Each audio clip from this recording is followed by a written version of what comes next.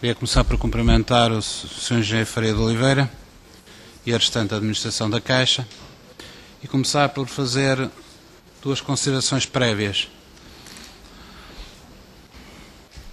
A primeira é que, da parte do PCP, neste conjunto de audições desta semana, que nos voltou a reunir aqui a propósito do BPN, há uma coisa que está fora dos nossos horizontes.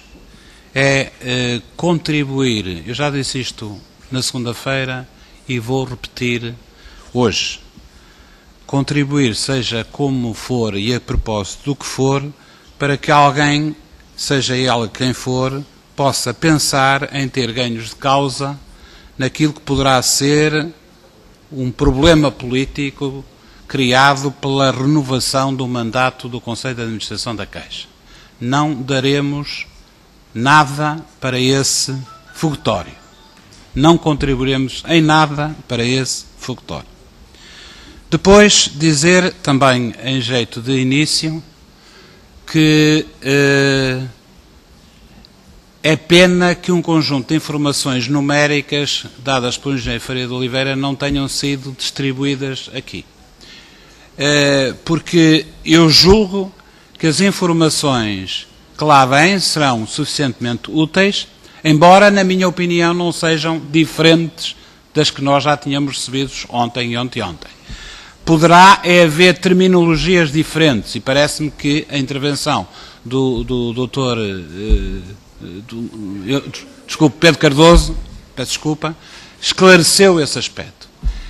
E, portanto, eu julgo que teria havido algum interesse em nós termos tido a hipótese de ler transversalmente esse documento. Passando às questões concretas, e lá voltarei daqui a pouco, que gostava de lhe colocar, Engenheiro Faria de Oliveira, começava pelo seguinte. O senhor manifestou de uma forma clara a sua oposição, não sei se pessoal, se institucional, a qualquer hipótese de integração do BPN na Caixa. As razões prendiam-se com sobreposição de atividade comercial e eu pergunto-lhe o seguinte: se as razões têm apenas a ver com isso, e se assim for, por que razão é que a Caixa deu um aval aparentemente tão empenhado à proposta de aquisição do BPN ainda antes da nacionalização? Eu não sei se o engenheiro estava lá já, mas sendo uma posição pessoal, pode-se depreender que o senhor não esteve de acordo com essa proposta de aquisição, pelas mesmas razões, ou alguma coisa o fez mudar de opinião? Julgo ter ouvido dizer no seu texto que a reestruturação de outubro-novembro deste ano, isto é, a criação dos 3 veículos, criou melhores condições para o BPN. Isso leva-me imediatamente a perguntas de gestão, Sr. Engenheiro. E perguntas de gestão que envolvem o BPN e envolvem, digamos, a Caixa como responsável indireto. É que, se assim for, se criou melhores condições em novembro de 2010, eu não consigo entender, e dificilmente poderá ser explicável, porque é que, havendo todas as condições de avaliação daquilo que estava em causa, isto é, do BPN, esta reestruturação não foi efetuada muito mais cedo.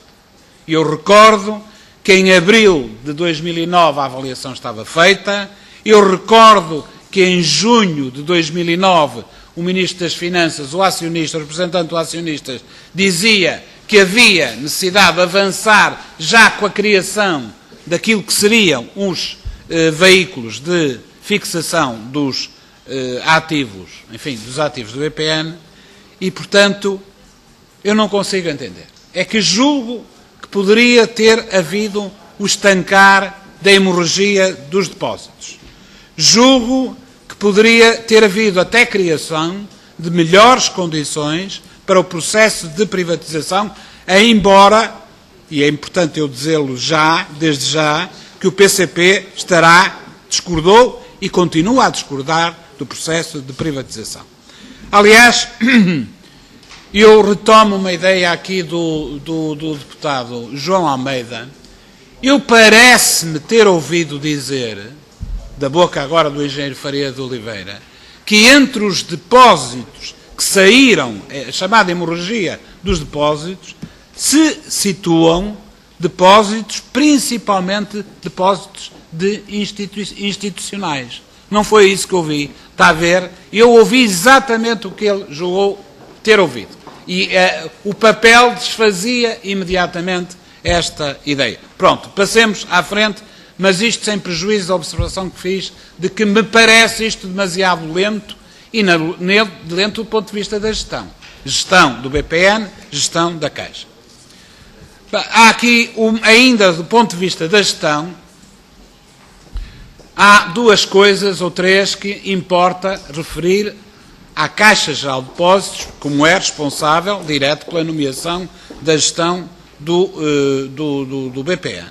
É que, para além da gestão financeira ou económica, que já referi, há gestão de pessoal, na minha opinião, relativamente lenta também, apesar dos 20 processos de responsabilização civil, parece tudo muito lento, já o referi, mas há também absoluto desprezo, essa expressão não é negativo, não tem conotação negativa, pelos alguns indícios que têm vindo a ser públicos de maior contemplação por determinados agentes que ainda se situam na órbita da gestão e da administração do BPN. Naturalmente, se a Caixa nomeou a gestão do BPN, eu já o disse isto ontem e já o disse ontem e repito hoje, não se entende porque é que aparentemente não é dada a resposta a uma questão de haver um administrador do BPN que parece ter sido, ou parece ter desempenhado, um papel relevante na venda de papel comercial da SLN, que o Presidente do BPN classificou, e bem, como processo de canibalização de depósitos a prazos. Primeira questão.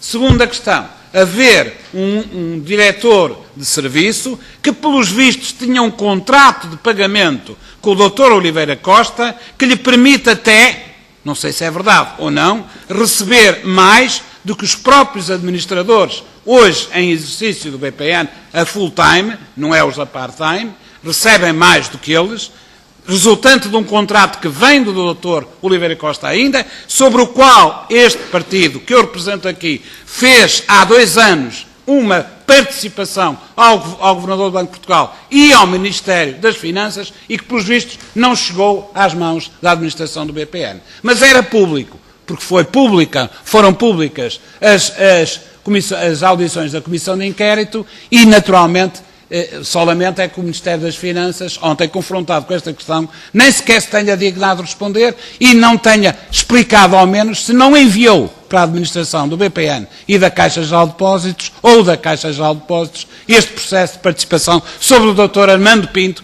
que é disso que estamos a tratar.